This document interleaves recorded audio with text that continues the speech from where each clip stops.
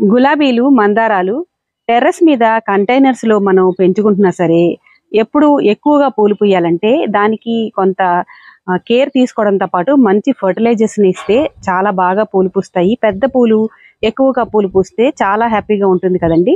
మామూలుగా మనం అంటే కొంతమంది బయట నుంచి రోజ్ మిక్స్ లాంటివి తెచ్చి మొక్కలకి వేస్తూ ఉంటారు, పూలు బాగా ఎక్కువగా పూయాలని.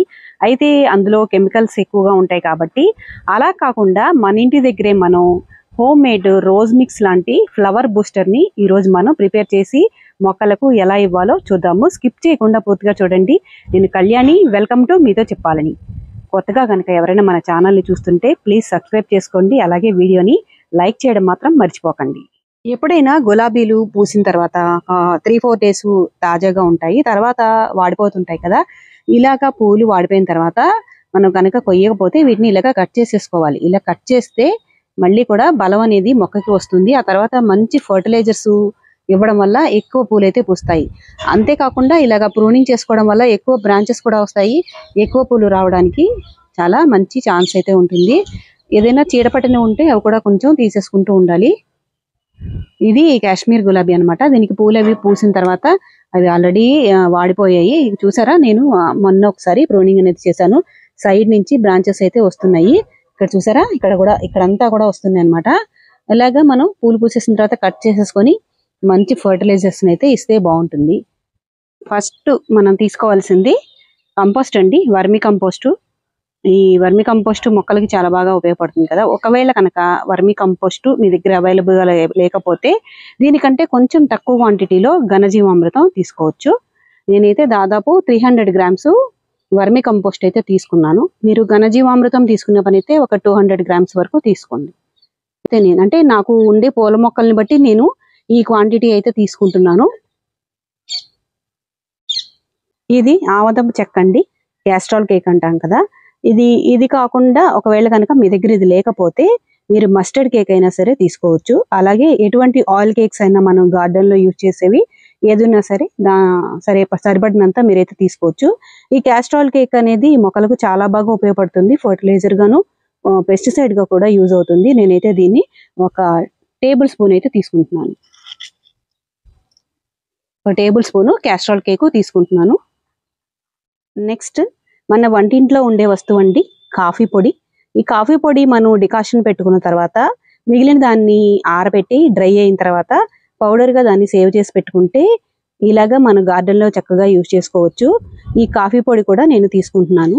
ఈ కాఫీ పొడి కాకుండా ఇన్స్టెంట్ గా మనకు దొరికేటువంటి దీన్ని కూడా మనం అయితే వాడుకోవచ్చు.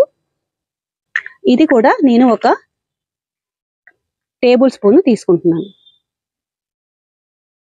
పూల మొక్కలకి కాఫీ పొడి అనేది చాలా బాగా ఉపయోగపడుతుంది. నెక్స్ట్ చాలా ఇంపార్టెంట్, మొక్కలకి ఫ్లవరింగ్ కి చాలా బాగా ఉపయోగపడేటువంటిది స్టీమ్డ్ బోన్ మీల్ అండి. స్టీమ్డ్ బోన్ మీల్ మరీ ఎక్కువగా యూజ్ చేయకూడదు, కానీ దాని అవసరాన్ని బట్టి సరైన టైంలో యూజ్ చేయడం వల్ల చాలా మంచి ఉపయోగం అయితే ఉంటుంది. స్టీమ్డ్ బోన్ మీల్ యూజ్ చేయడం ఇష్టపడని వాళ్ళు రాక్ ఫాస్ఫేట్ ని కూడా యూజ్ చేసుకోవచ్చు. దాంట్లో కూడా ఫాస్ఫరస్ ఉంటుంది. అయితే స్టీమ్డ్ బోన్ మీల్ లో ఫాస్ఫరస్ తో పాటు కాల్షియం కూడా అందుతుంది.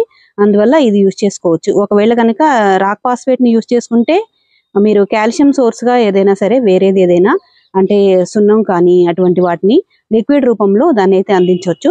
నేను ఒక 1.5 table spoons steamed bone meal ని తీసుకుంటున్నాను. నెక్స్ట్ ఇది చాలా ఇంపార్టెంట్ మన గార్డెన్ లో, ముఖ్యంగా పూల మొక్కలకి చాలా బాగా ఉపయోగపడేటువంటిది. ఇది మనం ఎప్సమ్ సాల్ట్ అంటాము, మెగ్నీషియం సల్ఫేట్. నెలకు ఒకసారి కనుక దీని మొక్కలకి యూజ్ చేస్తూ ఉంటే మొక్కలు పచ్చగా గుబురుగా బాగా పెరుగుతాయి. దీనైతే ఇప్పుడు ఒక టేబుల్ స్పూను మొక్కలకైతే ఇదైతే ఇందులో అయితే నేను కలుపుతున్నాను.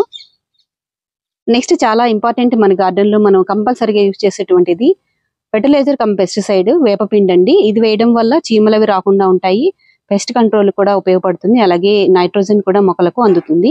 దీన్ని కూడా ఒక టేబుల్ స్పూన్ అయితే నేను తీసుకుంటున్నా. ఇప్పుడు వీటిని బాగా మిక్స్ చేసేసుకుందాము.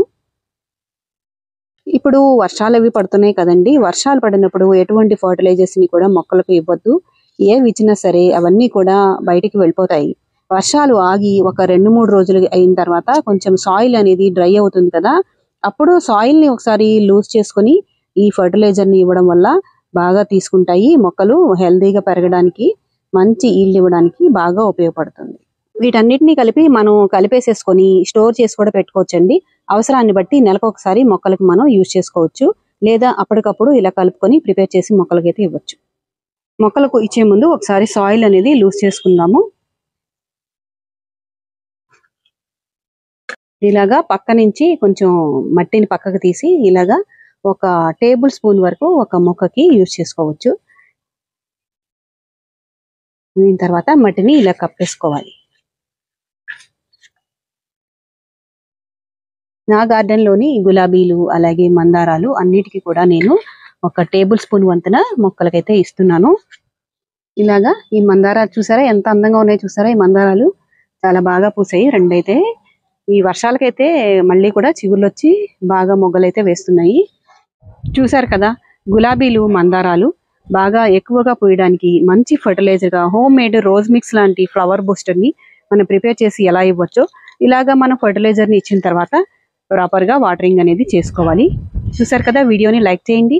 అలాగే నా ఛానల్ కి సబ్స్క్రైబ్ చేసి పక్కనే ఉన్న బెల్ ఐకాన్ ని క్లిక్ చేయండి. Thank you for watching.